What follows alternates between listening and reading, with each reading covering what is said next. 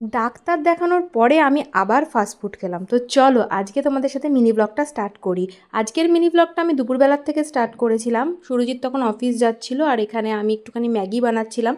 যেহেতু বললাম ডাক্তার দেখাতে যাব, ওই জন্য এখানে আমি রেডি হয়ে গেছি, বিকালবেলা একাই যাচ্ছি। এই প্রথম মনে হয় আমি একা ডাক্তার দেখাতে যাচ্ছি। আর আমার একটু বেশ কিছুদিন ধরে মাথাটা যন্ত্রণা করছিল, ওই জন্য ডাক্তারটা দেখিয়ে নিলাম।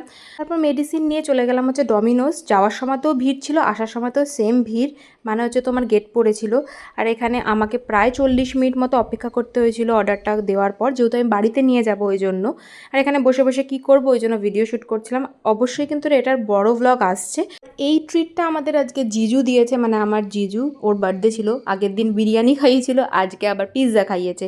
আর এখানে আমরা দেখো তখনও মাথাটা যন্ত্রণা করছে, কেননা একদম ডাইরেক্ট এসিটার নিচে বসেছিল। আর ডাক্তার দেখিয়ে যা বুঝলাম আমার অ্যাকচুয়ালি মাইগ্রেন হয়েছে, তো ওইটারও একটা মেডিসিন অ্যাড হলো এবার থেকে। আর এই দুটো পিৎজা কিন্তু বাড়িতে নিয়ে এসেছিলাম, আর বাড়িতে সবাই একসাথে বসে খাচ্ছিলাম। সুরজিৎ আসতে একটু দেরি করেছিল অফিস থেকে, ওরটা রেখে দিয়েছিলাম, মানে প্রথমে হাফ খেয়েছি, তারপর সুরজিৎ আসার পর আবার হাফ খেয়েছি।